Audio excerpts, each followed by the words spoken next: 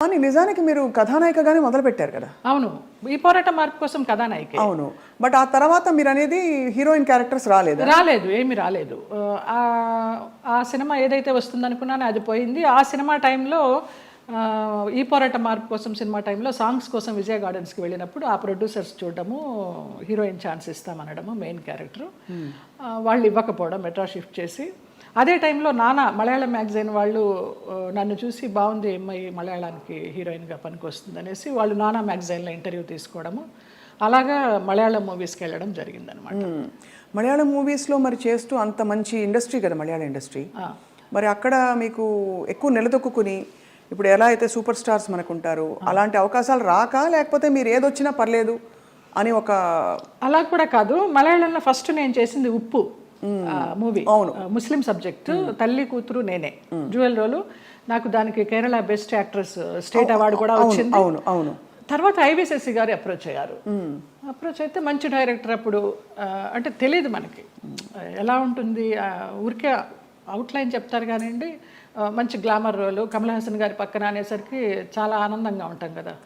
ఫస్ట్లోనే కమల్ హాసన్ గారి పక్కన ఉలగ నాయగన్ ఆయన పక్కన వచ్చింది అని. ఆ ముగ్గురు హీరోయిన్లు శోభన, గీత, నువ్వు అని చెప్పారు. ఓకే అనేసి ఒప్పేసుకున్నాను. అది కట్ చేస్తే విలన్ వైఫ్ వ్యాంపిష్. దాని తర్వాత రామానాయుడు గారు ఇంద్రుడు చంద్రుడిలో కమల్ హాసన్ గారి సెక్రటరీగా ఎవరు బాగుంటారంటే కమల్ హాసన్ గారు నన్ను రికమెండ్ చేశారు. ఆ అమ్మాయి ఎవరో చేసింది జయలలిత, చాలా బాగుంది, ఆ అమ్మాయిని పెట్టండి అని. అలాగే ఇంద్రుడు చంద్రుడిలో కూడా ఒక టైప్ ఆఫ్ వ్యాంప్. అలా అలా కంటిన్యూ అయిపోయినాయి. కానీ శృతిలయల్లో ఒక పాంచాలి క్యారెక్టర్ కానీ, రాజశేఖర్ని మాయ చేసి అతని చేత ప్రోగ్రామ్స్ ఇప్పించి కమిషన్లు అవి తీసుకుని ఆ టచ్ ఉన్నవే వచ్చినాయి అన్నీ నాకు. ఒకలా చూస్తే దానికి ఒక ప్రత్యేక స్థానం ఉంది, అదేం తక్కువని కాదు. కానీ కాదు, అప్పట్లో కాలంలో ఎల్ విజయలక్ష్మి గారు వాళ్ళు ఎంత బాగా చేసేవారు అది. కానీ అది స్వర్ణయుగం, దానికి తగ్గట్టుగా వాళ్ళు అంత ఎలివేట్ అయ్యారు. ఇక కొంచెం కొంచెం రాను వెండి యుగాలు, ఈ రాగి యుగాలు ఇవన్నీ వచ్చేసరికి అప్పుడు వాళ్ళు డాన్సర్స్ చేసిన, వ్యాంప్ చేసిన, హీరోయిన్స్ చేశారు, అన్నీ చేశారు. ఆ డైరెక్టర్స్ అంత క్రియేటివిటీ ఉన్న డైరెక్టర్స్. ఇప్పుడు వాళ్ళు కాదని చెప్పడం లేదు, వాళ్ళు ధైర్యం చేసి అన్ని రకాల క్యారెక్టర్లు ఇచ్చేవారు ఒక ఆర్టిస్ట్కి. గిరిజ గారు మామూలుగా కమెడియన్ చేసి నాగేశ్వరరావు గారి పక్కన హీరోయిన్ చేయలేదా? అలా మా తరానికి వచ్చేసరికి వ్యాంప్ అంటే వ్యాంపే, చెల్లెలంటే చెల్లెలే, అలాగైపోయింది. సరే ఏదో ఒకటి, మనకి కళారంగం మనల్ని ఆదరించింది, అభిమానంగా పిలుస్తున్నారు, మన కుటుంబాన్ని పోషిస్తోంది అనే ఒక సద్బుద్ధితోనూ ఒక మంచితనంతోనే అలా నెట్టుకొచ్చేసారు. గెట్ ఆన్ అవుట్ వచ్చి, అంటే దాదాపు జీవితం నిర్ణయించిన విషయాలని మీరు స్వీకరిస్తూ ఒక నదిలా ప్రవహిస్తూ వచ్చేసారు. అంతే. అది కొంచెం మెచ్యూరిటీ వచ్చిన తర్వాత ఇంకా ఇది కర్మ సిద్ధాంతాన్ని నమ్మడం అలవాటు చేసుకున్న తర్వాత మనకి ఏది ప్రాప్తమో అదే, ఏది రావాలో అదే వస్తుంది, ఎప్పుడు రావాలో అప్పుడే వస్తుంది అన్న తర్వాత మనసుకి చాలా ప్రశాంతంగా హాయిగా ఉంది. ఇంత అందమైన జయలలిత గారు అప్పుడు ఒక అమ్మాయి, అఫ్కోర్స్ నాన్నగారికి పరిచయాలు ఉన్నప్పటికీ కూడా ప్రతి చోటికి నాన్నగారు రాలేరు కదా, మీ రక్షణ మీరు ఎలా చేసుకున్నారు? చుట్టూ ఉంటే మగ ప్రపంచం, అండ్ మగ ప్రపంచం వచ్చి మిమ్మల్ని పలకరించలేదు, ట్రై చేయలేదంటే ఎవరు నమ్మరు. అవును అవును, అంటే అది జగమెరిగిన సత్యం. అలా అని వాళ్ళని ఏం అండలేదు. బట్ ఈ ప్రపంచంలో ఎలా మీరు మిమ్మల్ని మీరు కాపాడుకున్నారు? కాపాడుకున్నాను అంటే కాపాడుకోలేదనే చెప్పాలి. కాపాడుకోలేదు, ఎందుకు అబద్ధం చెప్పడం.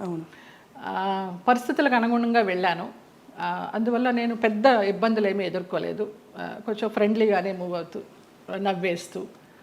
అది వరకు ల్యాండ్ లైన్లు ఉండేవి, ఫోన్లు. ల్యాండ్ లైన్ తీసి పక్కన పెట్టేసేవాళ్ళం, అవుట్డోర్ వెళ్తే తలుపులు కొట్టేవారు. ఒక ఆర్టిస్ట్ అయితే నువ్వు తలుపు తీస్తావా లేకపోతే నేను ఇక్కడ ఊరేసుకొని చచ్చిపోనా అని అడిగాడు. పెద్ద ఆర్టిస్టా? పెద్ద ఆర్టిస్టే ఒక కాలంలో. అంటే ఎందుకు అడుగుతున్నానంటేనండి, మరి అది వాళ్ళు ఒక బంధం కోరుకున్నారా మీతో, లేక కేవలం బంధం లేదు, ఏం లేదు, బాగుండేదాన్ని, యంగ్లో ఉన్నాను, మంచి పర్సనాలిటీ, వ్యాంప్ క్యారెక్టర్లు వేస్తున్నాను, కూడా అదే అయి ఉండొచ్చు అనే ఒక అపోహ. ఎలా తప్పించుకున్నారు? కొన్ని తప్పించుకున్నాను, కొన్ని తప్పించుకోలేకపోయాను. తప్పలేదు. అంటే మీరు నిర్ణయం తీసుకుని ఎవరైనా ఒక నిర్ణయం తీసుకుని ఇలా ఉండాలని ఉంటే అది వాళ్ళ ఇష్టం. అది కానీ అయిష్టంగా బలవంతంగా గనక ఏ పరిస్థితిలోకి వెళ్ళినా కూడా అది బడి కావచ్చు, ఇంకోటి కావచ్చు, ఇటువంటి ఒక చాలా కష్టం కదండి. ఒకసారి అలాగే ఒక డైరెక్టర్ని రిజెక్ట్ చేశాను అనేసి అతను ఆ క్యారెక్టర్ కట్ చేసి పంపించేశారు. పర్లేదు అనుకున్నాను. అలా కూడా జరిగిన సందర్భాలు ఆ రోజుల్లో ఎలా ఉండేది జయలలిత గారు మీకు? అంటే మనసులో ఇలా జరుగుతోందని ముందే తెలుసా? వాళ్ళు తలుపులు కొట్టేటప్పుడు భయం వేసేదా, లేకపోతే తెలుసు ఎలా expect చేశాను? తప్పించుకోవాలనే ఆలోచన తప్పించి ఆ భయాలు అవేమీ లేవు. తలుపులు బద్దలు కట్టలేరు. ఆ మన్నాడు ఏమన్నా అడిగినప్పుడు ఏదో దాటేస్తాం, ఏదో ఒక రీజన్ చెప్తాం. అవునా నిద్ర పట్టేసింది, ఫోన్ వినిపించలేదనో, తలుపు చప్పుడు వినిపించలేదనో, ఇలాగే మేనేజ్ చేసుకుంటూ కొన్ని తప్పించుకుంటూ, కొన్ని తప్పించుకోలేక, కొన్ని తప్పనిసరిగా. కష్టం, చాలా కష్టం.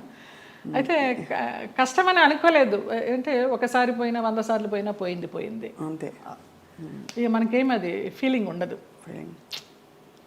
అంటే కరెక్టేలేండి మీరు అన్నట్టు. అంటే ఆ టైంకి మీరు ప్రాక్టికల్గా సమాధాన పడిపోయారు అంతే దానికి. అంతే. ఒకటే ఏమో, నా వాళ్ళు బాగుండాలి. ఎలాగో వచ్చాను, నేను చెడిపోతే చెడిపోయాను, నా వాళ్ళు బాగుండాలి, అంతే. ఆ మంచి మనసుతోనే వచ్చాను కాబట్టి ఇప్పటికీ నన్ను భగవంతుడు ఈ రకంగా చూస్తున్నాడు. 40 years ఇండస్ట్రీలో అని ఒక నమ్మకం. ఇప్పుడు అందరూ బాగున్నారు. చాలా సున్నితమైన ఒక ప్రశ్న అండి, ఇది అడగచ్చు అడగకూడదు, కానీ ఈ సోకాల్డ్ ప్రముఖులు వాళ్ళు వీళ్ళు మిమ్మల్ని ఇలాగా ఇబ్బంది పెట్టి, సరే వాటెవర్ ట్రై చేసి అది బలవంతంగా మీరు తలొగ్గినప్పుడు గౌరవం ఉంటుందా, లేకపోతే కేవలం జస్ట్ వాళ్ళ వాళ్ళ వాళ్ళ ఇంకా పైశాచికత్వం కానీ? పైశాచికత్వం ఏమీ ఉండదు, గౌరవం ఉండదమ్మా. Just matter of fact, need అంతే. రెండు ఉండవు, అది మరీ పీక్ ఉండదు. కానీ అంటే ఎందుకు అడుగుతున్నానంటేనండి, ఆ టైంలో వాళ్ళ ప్రవర్తన కూడా ఒక గాయం చేస్తుంది కదా మనసులో. అట్లా నేను అబద్ధం చెప్పకూడదు, ఎవరు అలాగ ప్రవర్తించలేదు. పైశాచికము లేదు, ప్రేమ లేదు. ప్రేమ అసలు ఉండదు. ఒప్పుకొని వెళ్ళాము, అంతవరకు. వాళ్ళ నీడ్ అయిపోయింది, వచ్చాము. తర్వాత ఎలా ఉండేవారు వీళ్ళందరూ? బాగానే ఉండేది మామూలుగా. షార్ట్ అంటే షార్టే, అంతే అంతే. సో అది అలాగా ఒక ప్రొఫెషనల్ సిస్టంలో దాదాపు ప్రతి హీరోయిన్కి, ప్రతి అందమైన నటికి ఇది సర్వసాధారణమైపోయిన పరిస్థితులు వచ్చాయి అనే ఒక బాధతో తప్ప మరీ మిమ్మల్ని ప్రోబ్ చేసి ఇబ్బంది పెట్టాలని కాదు జయలలిత గారు. అయ్యో లేదమ్మా.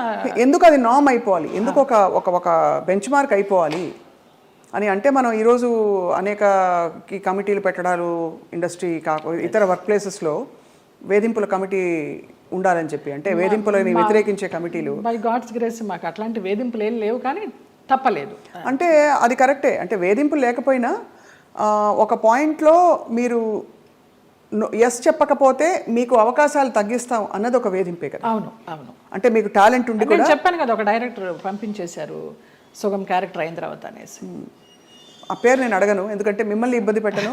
వారు గనక ఇంకా ఉండుంటే గనక ఇంకా ఇబ్బంది పెట్టను. లేరు, పోయినారా? Okay. Malayalam director. Okay. Telugu ఇండస్ట్రీలో బాగానే పోనీ మన ఇంటి పిల్ల అని ఏమన్నా హక్కును చేర్చుకున్నారా మిమ్మల్ని? ఇక్కడ కూడా ఇదేనా? హక్కున చేర్చుకోలేదు, చీకొట్టలేదు. రైట్.